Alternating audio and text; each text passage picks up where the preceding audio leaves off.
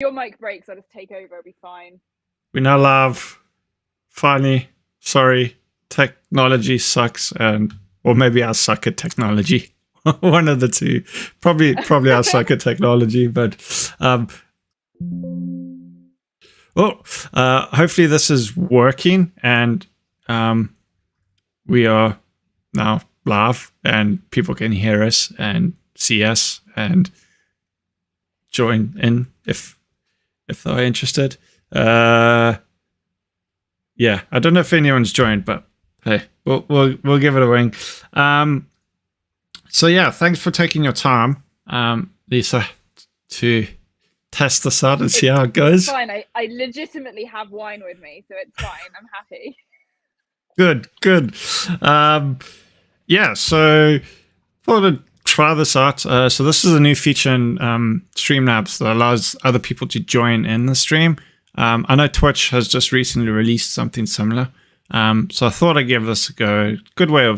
Easier way of doing this than doing something like Zoom, where you got to crop windows and it's a pain in the behind when you try to do it with Zoom. So yeah. We'll see. So far, my tech has failed me. Well, I've failed myself, but you've let yourself down. You've let your family down. Yeah, in about 20 minutes time, my mic's probably going to stop working. Oh my God.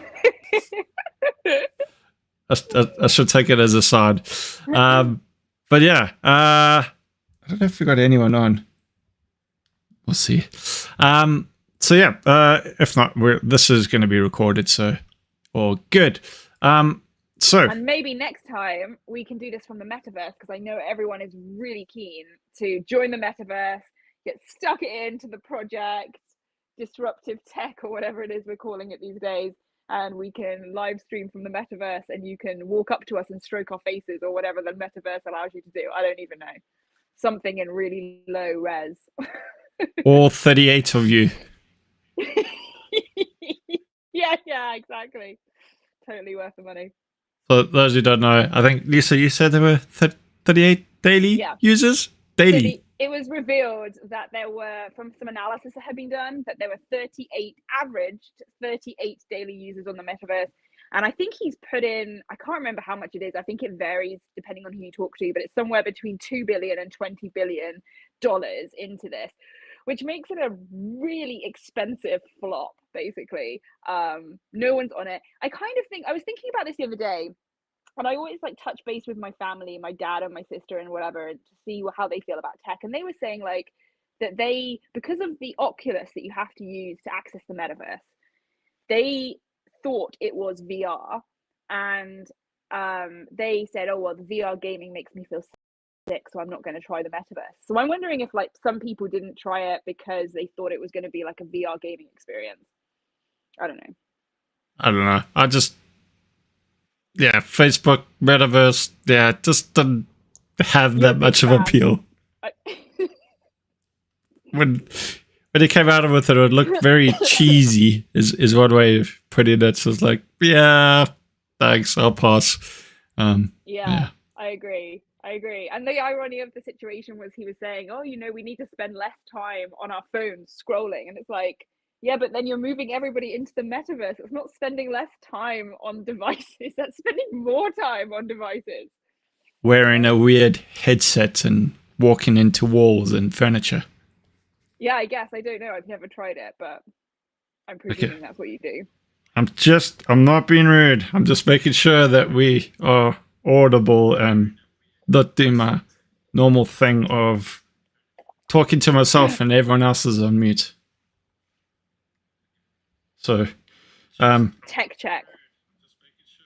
Let's just check. I can hear it.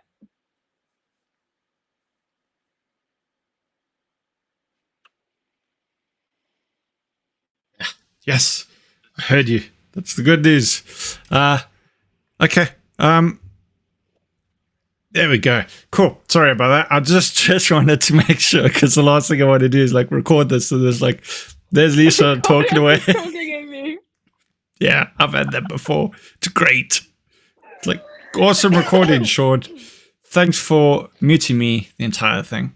Yeah, so far it's working out okay. Once we got past the gremlins, so fingers crossed. So yeah, I think we had a few things that we wanted to talk about, other than Metaverse and the great success that it was, or is. Yeah, is still going to be. Great success. It's gonna be. It's just a few years, before it's time. I had one on the list that I think might be worth talking about because it is quite a hot topic at the moment. You know quite a bit about it and background and quite well versed in it. Is the FTX cryptocurrency exchange fiasco is probably one word of calling it. Well, where do we start? The Bahamas. Quite the story. It's quite, well, allegedly the Bahamas. What's really interesting is all the journalists are not saying he is in the Bahamas. They are all saying he is allegedly in the Bahamas. Now, if someone said Lisa is allegedly in Wales, you would think, yeah, she's not in Wales. Where is she really? So why are you writing allegedly? Are we saying we don't think he's in the, has no one seen him in the Bahamas? Like, is he somewhere else? Has he done a runner? I think he might have done a runner. But he's quite the character, isn't he? I think he's like 28 or something. 29, I think he was. Yes, he's in his late 20s. I think he must be so in over his head right now for a 28-year-old. Can you imagine when you were 28 and the FBI are after you? Yeah. No, I don't think it's just the FBI. I think he has a few other angry people that are probably wanting to have a word with him. So, yeah. Yeah. And it's like, the other thing that I found really interesting was the Vox magazine. One of their journalists managed to have a conversation with him over Twitter DMs. And Sam, the CEO of FTX, or the former CEO of FTX, I suppose, had this Twitter conversation with this journalist. And they were talking about all these different things. And the journalist was like, well, there's like something like 400 million in crypto that just got removed from the platform hours before you declared bankruptcy. What happened to that? And his answer was just so beautiful. He just goes, hacked. It was like, was it though?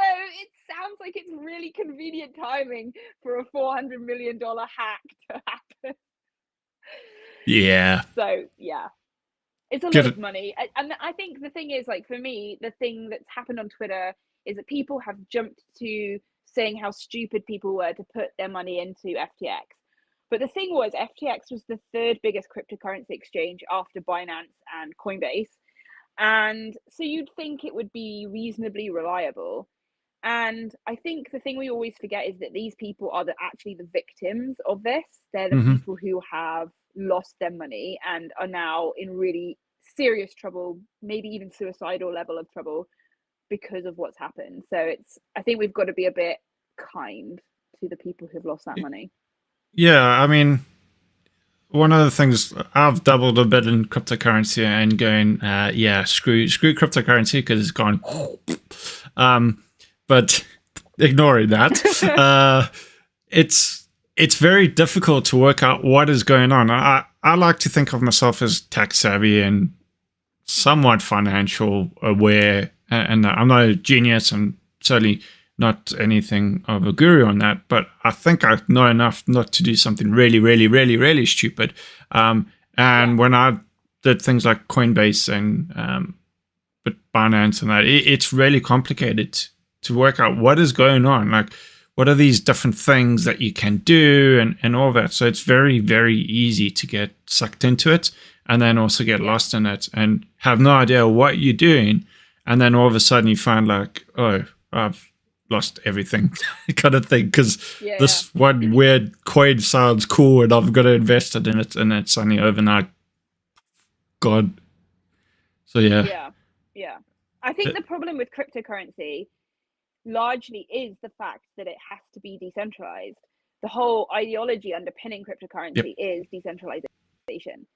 And it's supposed to provide an alternative to traditional finance and sort of fiat related stuff. And I think the problem that you encounter with it is that a lot of the rules and regulations and hoops that people have to jump through in traditional finance have been put in place because these mistakes have been made in the past. And we've seen bank runs, and we've seen bank runs bankrupt banks. And so that's why, they have I think it's called the leverage coverage ratio or something, where you have to have a certain amount of assets to allow for a bank run to happen without you going bust, basically. And this is what's happened with FTX. He essentially took or lent himself the money that his customers paid in. He then used that to fund his own hedge fund, and his hedge fund, actually the biggest issue that happened was that it invested in Terra Luna, which was a stable coin that kind of went a few months ago. And when that happened, they lost millions and millions, and then they made another bad investment and another one and another one, and before you knew it, you couldn't pay back the money that you'd borrowed from the customers. So I think a level of it was naivety. However, as people have noted, he set up a 130 entity corporate structure at the beginning.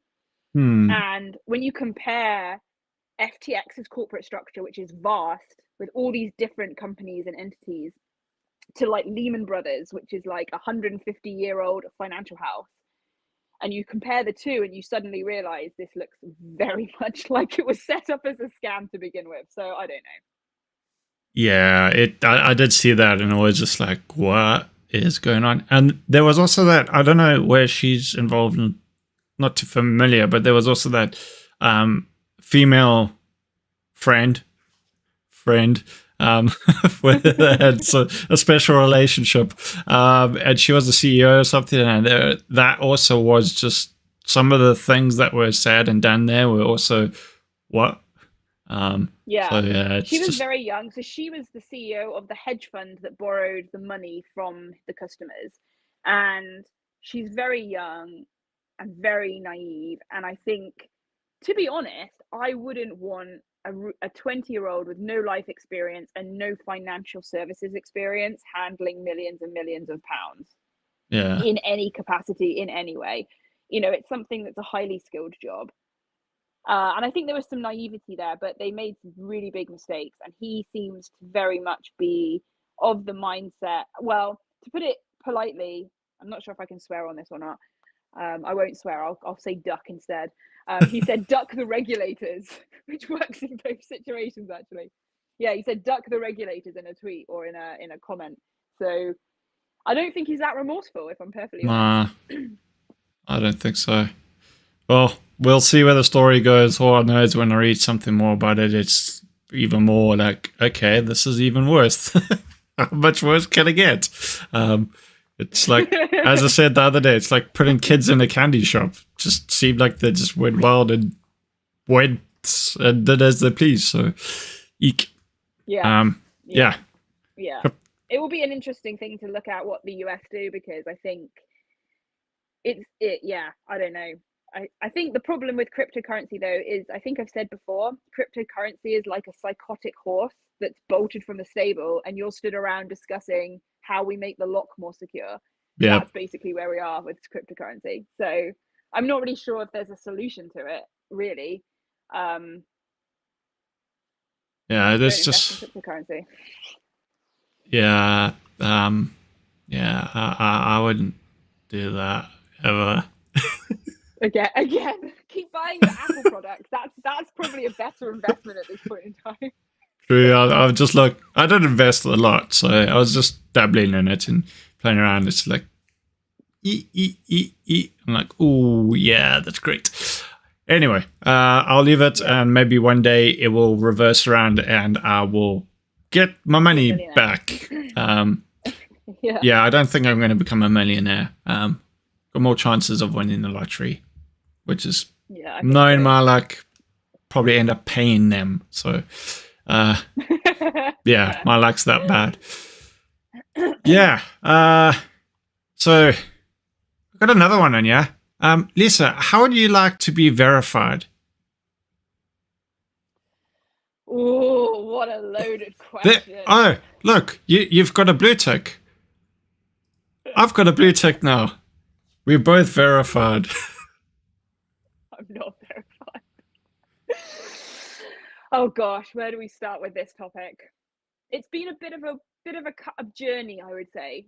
Um, I feel like I don't know what's going on with it anymore.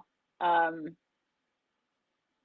the whole situation seems to be crazy, and I also feel like there has been an increase in bots for sure commenting on my posts. That's definitely noticeable. Whether that's a direct result of some stuff that's happened on Twitter, I don't know. But definitely, I think the bot level has gone up. But that could also be because I'm posting a lot of defamatory stuff about cryptocurrency. So I could be provoking it. I've actually noticed less. I've not had any encounters with any verified accounts. Verified because let's face it, they're not actually verified. Verified accounts that are scamming or whatever. Most of the scams that I've had, you can see from a mile away. It's the usual. Yeah. Hey, beautiful. Sign up to my site. I'm like, oh gosh, please leave me alone. Or yeah, there's a sign up to our wonderful crypto coin or whatever. Which has now become so obvious to many people that you can spot a mile away. So it is interesting to see. One of the things I think is important to call out, and I think many people aren't aware. So with Twitter Blue, it was originally only in the US, Australia, Canada, and New Zealand. I don't know why I went back. Anyway, it was only available in those 4 countries. It only recently came out in the UK, but since it was in those countries before the whole verify thing came about, you could get it without the verified. In the UK, you could only get it with the verified. So a lot of people in the UK got it not just for the verified or for the verified, but because I want to try out other features. Personally, if I had the option, I'd turn it off. I don't care about it. It's a little tech. It means nothing. I'm interested in things like editing tweets because I'm great and I make loads and loads and loads of mistakes. And I'm like, oh, that annoying thing. When you combine that with OCD, it's great. You're like, oh, that spelling mistake is going to annoy me or not. Yeah, and then you're like, do I delete the tweet and re-edit? Yeah. So having the ability to do stuff like that. There's the feed list, which is pretty cool. It's not the best, but it's pretty cool. And there's other little niggly things that you can do. And then the other thing is, I think this is an important one because using services is one thing, using free services another. But I feel if you have or gain a lot of value out of it, it's sometimes good to pay back into that service. So I've personally gained a lot out of Twitter. And yes, there's advertising that, but I still gain a lot of value out of it. So being able to sign up and pay a monthly fee is kind of a way of funding it, making sure it gets better and all of that kind of stuff and giving a bit back.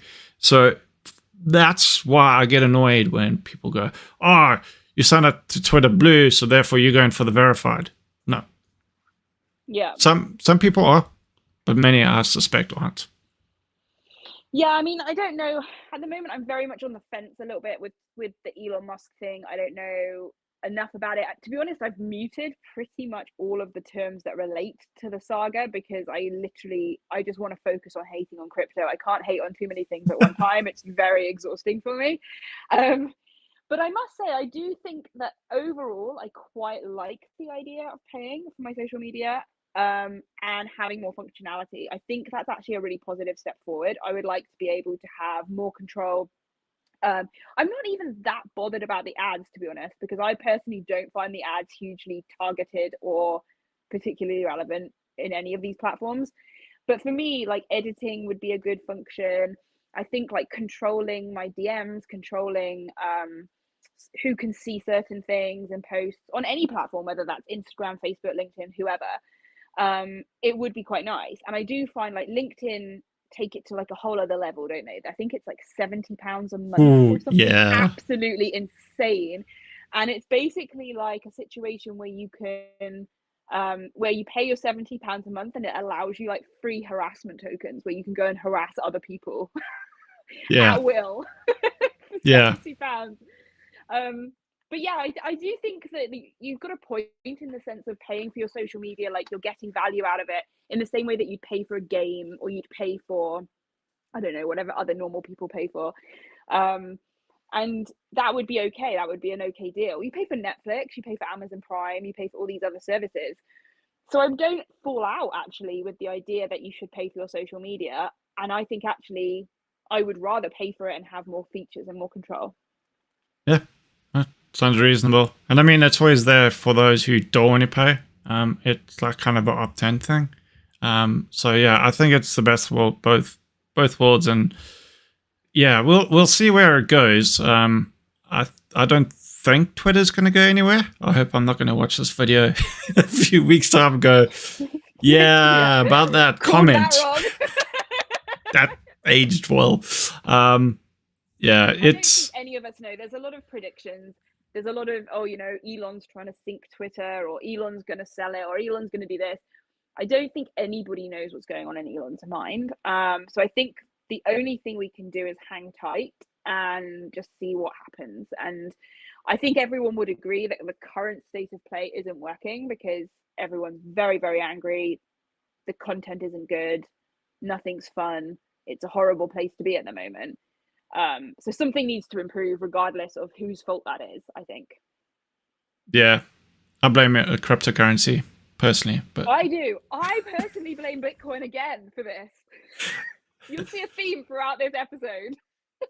But yeah, I mean, that brings us on to another kind of topic that we're going to talk about.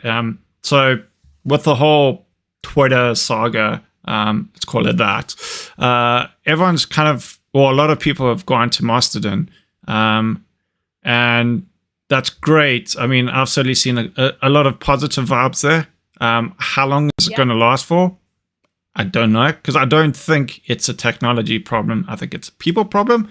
So my worry is that after all the excitement dies down, people going to go back to old ways. Hopefully I'm wrong. We'll see. But along with the whole federated host your own service, I think there's a whole realm of pros, but there's also a whole realm of cons. Do you want to take a stab at any that you can think of the top of your head?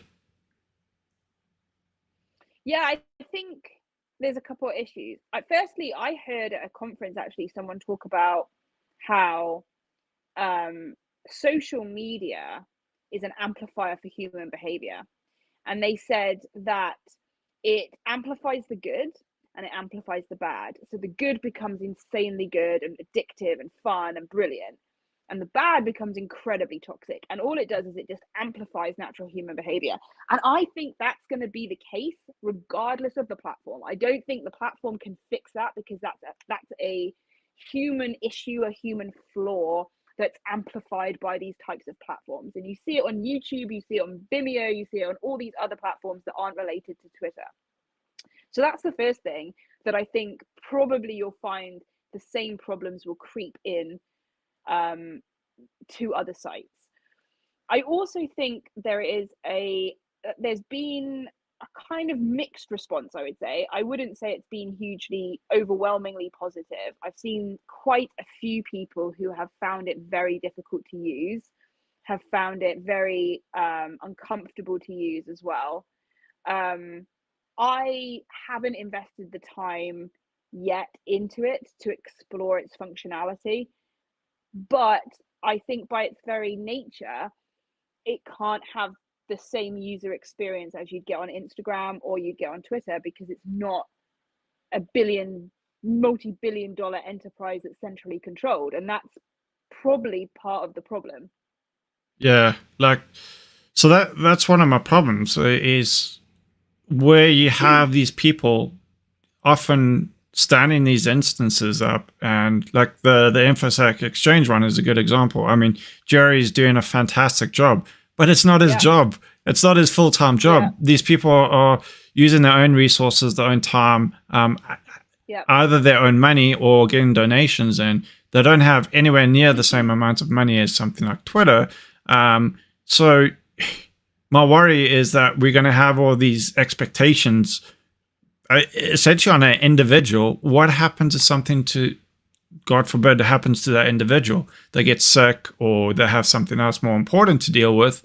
Now you have thousands of people that can't do what they do or communicate. And Yeah. I don't think it's a point where it's like critical. Like if we lose Mastodon, it's like going to have a massive impact. I think it will have an impact, but it's not going to be like, oh my gosh, what do we do now type thing.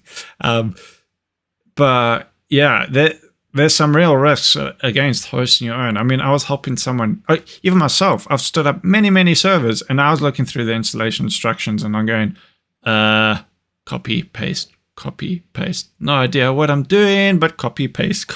And that is a really dangerous thing, because it's so easy to get something wrong. It's so easy to get something wrong from a security point of view.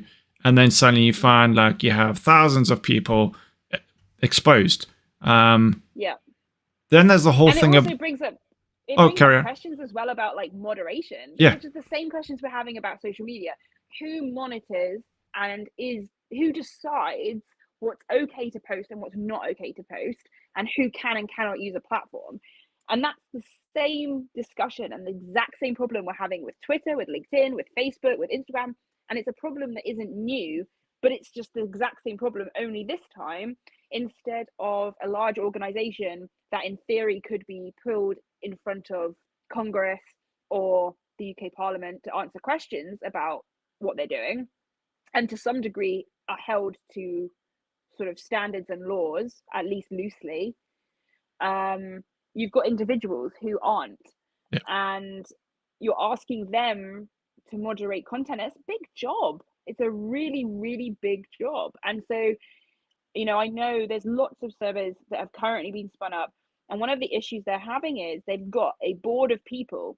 But the problem with that is, certainly in InfoSec, people dislike other people all over the place. So can you have an completely impartial board of people from InfoSec auditing InfoSec? I don't know. It's an interesting question. I got another angle on the moderation thing. So I think on the InfoSec exchange one, there's about 5, maybe up to 10 people. China, Russia, North Korea decide, all right, we're going to spin up a bot army. How are they going to cope? I mean, we already seen, like with the likes of Twitter, okay, maybe not now, but even before the whole saga, it was really difficult. You'd often get very little terms of feedback when you reported something. So my worry is that states with other intentions are going to use this as a means to just simply overwhelm it and push their agenda. And how's a group of 5-10 people going to deal with that when you're talking about like something like a nation state with a whole army of people? It's just going to be impossible. So that's kind of my concern. I think also on that point, it's a problem that I think the issue for me isn't that Mastodon has unique issues necessarily. I think it's just another platform that has exactly the same issues. The difference, in my opinion, is that despite the fact that Facebook, Instagram, LinkedIn, Twitter all have sort of done just the bare minimum when it comes to content moderation, and not really at all done a satisfactory job. I'm not at all saying that they have. I don't think they have. But the problem is this problem's been plaguing them for a long time, and they've developed strategies and technologies, proprietary technologies, to in some way cope with it. And Mastodon's going to find the exact same issues replicated because it's just another social media platform, essentially. And so the question becomes, if you're not auditing who's joining, and if you're not asking for some level of authentication and verification of these people, you're going to have the same problems that every other platform in the world has, which might be fine, but don't portray it as a solution to those problems, because you're going to have the same problems. Yeah. I mean, it sounds like we're heading on Mastodon, and just to stress, that's not the case here. These are real issues. We have to talk about these issues. We can't hide it away. I mean, for example, you pointed out like the UI stuff where some people are raising them, and immediately there's a like defensive war, like how dare you question Macedon, and there were like memes going around and all of that. It's really important to call things out that have the potential to cause a problem, or friction or whatever. It's not in a way of trying to talk down something or something like that. It's how we improve things. So we can't just go, yeah, everything's fine, don't worry. Like that meme with everything's fine and there's this like big fireworks going off in the background. Oh, this is fine, meme. It's important, and it's important to talk about it now because it's got so much visibility. So many people are jumping on it. Like, I mentioned spinning up a server. It's easy to go, yes, I'm going to spin it up. But people don't realize how much effort that actually takes. You got to keep it up to date. You got to install updates. Updates go wrong. Things break. You got to spend hours. It takes a lot of effort to run a thing. My blog post, I went to Ghost for 2 reasons. One, I got sick and tired of trying to update and things broke and then spending hours trying to fix it. And then 2 is that giving back thing. And those were the 2 driving forces behind me, just going, you know what, I'm done. I'm going to go and pay their money and it's their problem. I love saying that. Pay someone money and it's going to be their problem. Yeah.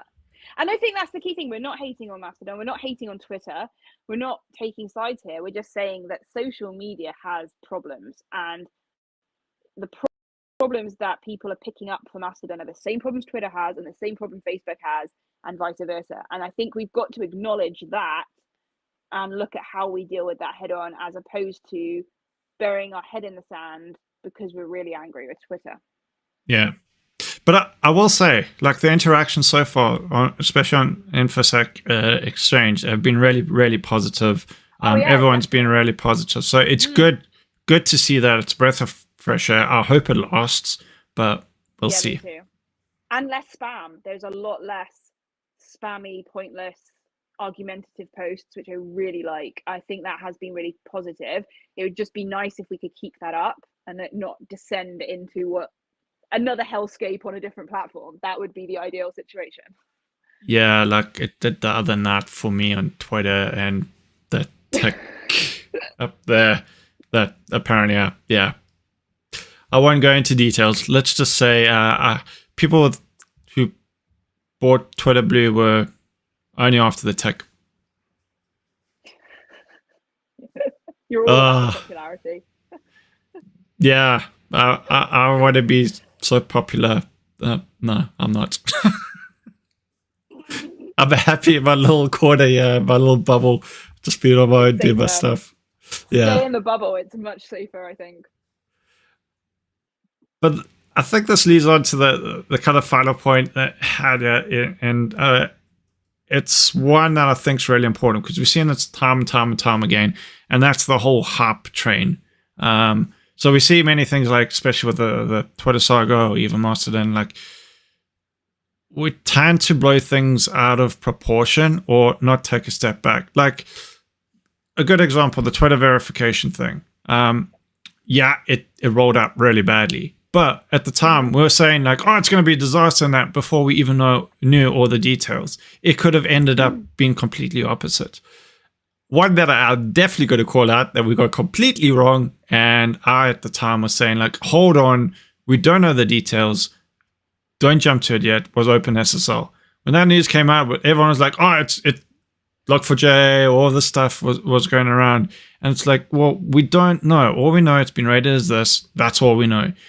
Let's wait till we get the details. But as usual, hype, marketing. And then the worst part is some of the firms try to double down on it and carry on with the marketing stuff for the OpenSSL thing that just turned out to be a fizzle. So what are your thoughts? I think it's like a social media issue more so than it is that you would see it in person and in the boardroom, because in actual fact, I often find that the sentiment I get from reading Twitter about anything, let's take the Apple patch, for example, that was like probably one of the funniest moments of my year, if I'm perfectly honest. I literally went for a walk and I came back and I opened Twitter and I was like, oh my God, what the hell has happened to Apple? And there was like, it was just chaos. And then when you scratch down into it, you're just like, oh, right, it's a security update. That was basically what it was. Okay, yes, there were vulnerabilities. Okay, yes, it was potentially dangerous for very, very small number of people who were maybe human rights activists or government politicians. But for the average person, it really didn't make a massive difference. And there were people on, all sorts of news sites talking about how basically, stop what you're doing, put your coffee down, to kick the dog out of the house. It's too important. You have to update your iPhone now. Um, it's just the problem that you have with it is it's it's boring to us. It gets to a point where we feel frazzled and like we can't deal with it. And then on top of that, it leaks out into the public domain and people start thinking that all we do is just literally run around screaming like headless chickens when anything happens. So when something really big happens and we say to people, this is really important this time, you need to go patch, you have to patch now, go and do it, do the update, they don't listen. It's like the boy that cried wolf, right? Yep. So we've got to be very careful with how and when we take it to 10, because once you've taken it to 10, you can't take everything to 10 because then 10 becomes 1. Yep. That there's a word that I always like using in this context: pragmatic. We have to be pragmatic about things. And one other thing I think every security person should be in, or at least part of or aware of or go along a journey in that, is security vulnerability management. I'm not like all for gatekeeping in that, but this is the one scenario where I think everyone should at least have some like shoulder surfing or whatever you want to, shadowing or whatever you want to call it, because that teaches you to go, okay, well, what is the actual issue? How does it affect me? And what is the risk? Because essentially at the end of the day, security is managing risk. That's it. And being able to filter it down, not just because it's a 10, but a 10 for someone might be a 5 for someone else. So taking all that information, applying it to yourself, your context, and then working out how that results in a risk for you, which is why that's why I got so angry about like OpenSSL, because we had all these people shouting about it. And it's like, well, how do you know it? How is it going to affect you? How, if you have a system behind firewalls and all of that, is it exploitable? Maybe, maybe not. We don't know. But we have people already going, oh my gosh, it's like the end of the world. It's critical. It's a second critical. And that's true of like targeted stuff as well, like Pegasus, right? Like realistically, I would love to think I was so interesting and so important that they would target me with but anyone who did that would be an idiot, because I know nothing. I have access to absolutely nothing of interest. It would likely be you just saw that I was scrolling through things to buy on the La Sportiva website more often than I should. And they're probably thinking, why is this woman spending so much money on clothing? And that's basically all they'd find out. And I think the temptation is to kind of blow it up and be like, well, everyone should be aware of this and be concerned about Pegasus and understand how to, search your iPhone settings to see if there's a chance it could have been infected with it. Okay, yes, fine. But it's a super targeted piece of malware that's being deployed against human rights activists and government people, right? And Jeff Bezos. But really, most of us aren't in that category. So how much time and effort are we going to waste on worrying about that when there is other stuff that is coming our way that we do need to worry about? You mean like password 123? Exactly. We haven't even got that right. And we click on every single link. Yeah, double click Dave. For those who don't know, there's a meme. Someone goes on, talks about how wonderful their security posture is, and then this other person walks in and goes, "We got double click Dave." But yeah, that's true. I mean, even not just vulnerabilities, but general security advice. I mean, things like password management, where people go, "Oh, the entropy," and it's like, well, yeah, most people don't even care about entropy or don't even know what it is.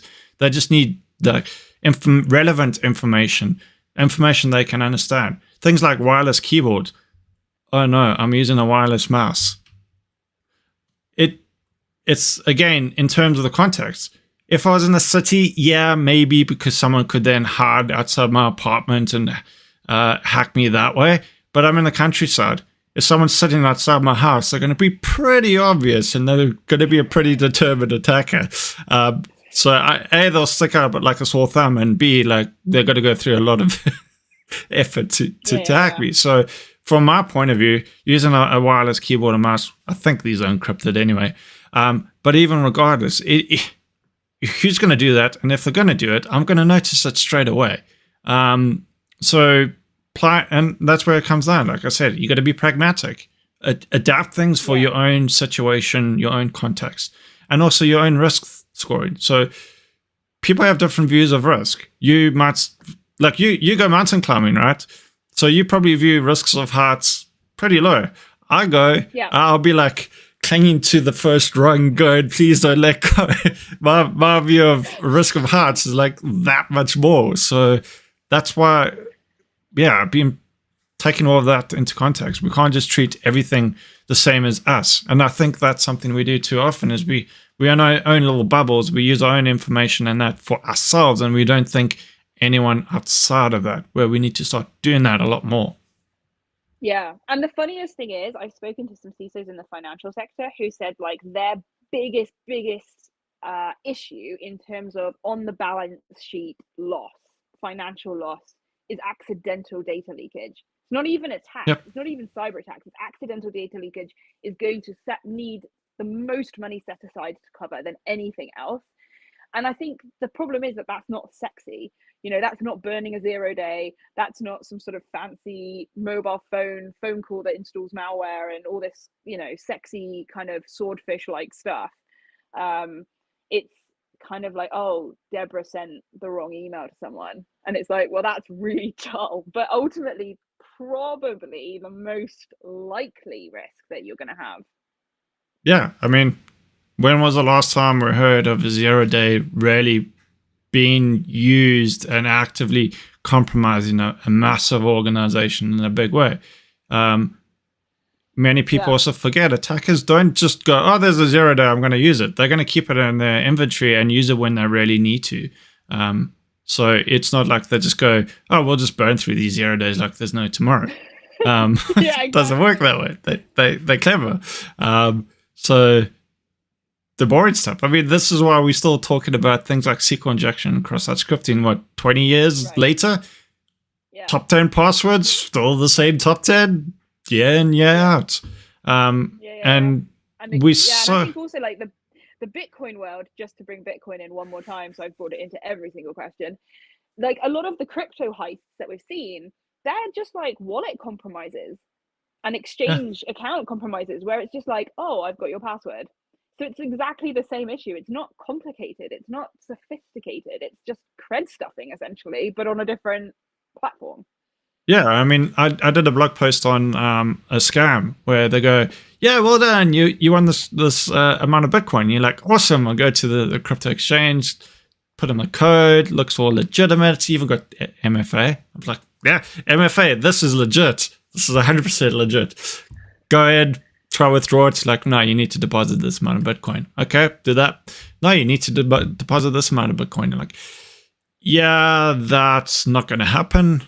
I was stupid. I should have looked at the address first.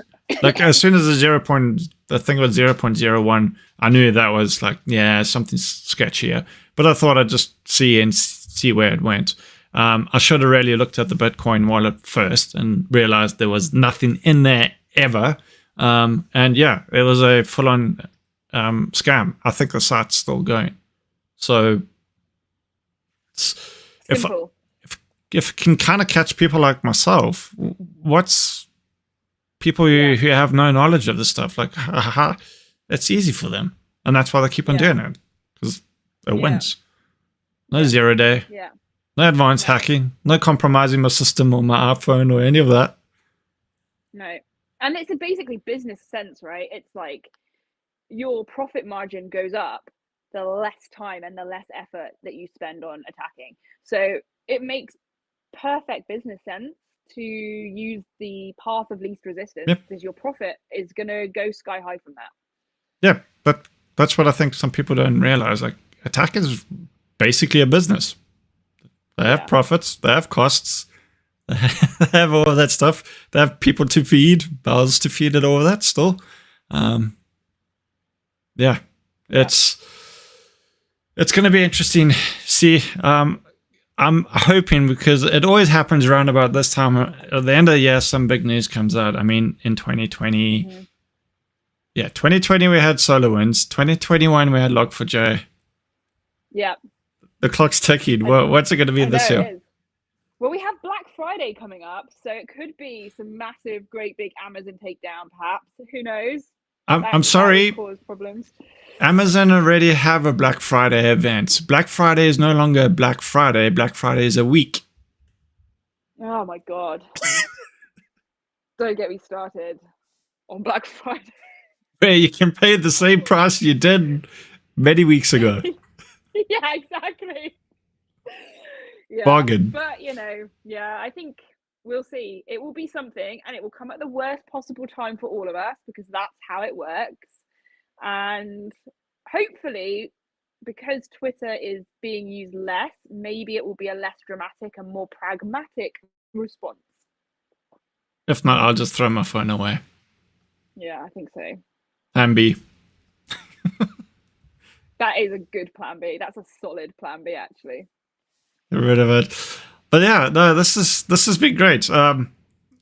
Worked well. My Mac is still working, which is great. If you don't know what happened, I did a talk on Thursday a week ago, and my Mac stopped working, like completely stopped working. I was focused on the screen. There was another screen there, and saw someone else like talking. And I was like, "Oh, that's awfully rude over there." But anyway, carrying on. And next thing, I got disconnected from the call. I'm like, "That's weird. What happened?" Oh yeah, your Mac stopped. They had to take over. Thanks, technology. Great. I hope it becomes available to watch so that I can dub over it. It is. It's available. I did a local recording, thankfully, afterwards, and my Mac worked. It's just frustrating. I don't know why. Like, maybe I got too many things plugged in. I don't know. Technology. Gotta love it. Yeah. It is the one downside to virtual talking, though, because you're so fixated on it that you don't realize that people are pinging you and they do this. Could you literally turn off all those things because you don't want to be distracted? Yeah. It's very difficult for sure, but it also means you can do it from your home and not have to go out. So there's positives to it. Yeah, it is good to meet people though, and socialize and that kind of stuff. Again, we can do it. Maybe. Maybe once or twice a year. Run a swap. I'll do it more. You can put up with babies and kids and bad dogs and all that. That's true. I live quite a peaceful, blissful, quiet existence in this house, so it's fine. Yeah, that doesn't happen. Yeah, madhouse. This was great fun, though. I enjoyed it. Yeah. And tune in next time for the metaverse episode, where we'll be live from the metaverse. Well, 38 people. That maybe Twitter's imploded, some other disasters happened. But yeah, we'll look at doing it again. I think the Streamlabs stuff actually works quite well once you know how to use it and can work technology, because that's what happens to the older you get, the less you can work technology.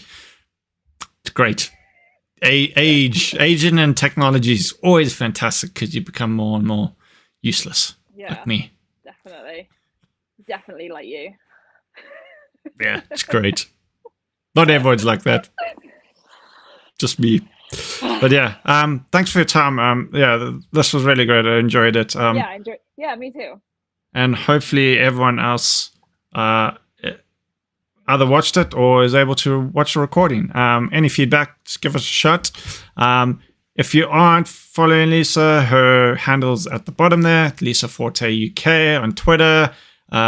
Maybe for the next week or so, because we'll see what happens. I think I'll you go. Update it with the metaverse handle as and when that comes up. Mastodon, I think it's the same handle at the InfoSec Exchange, so you can find it there as well. Yeah, and any thoughts and feedback, more than welcome. Please give a shot, and thanks for watching.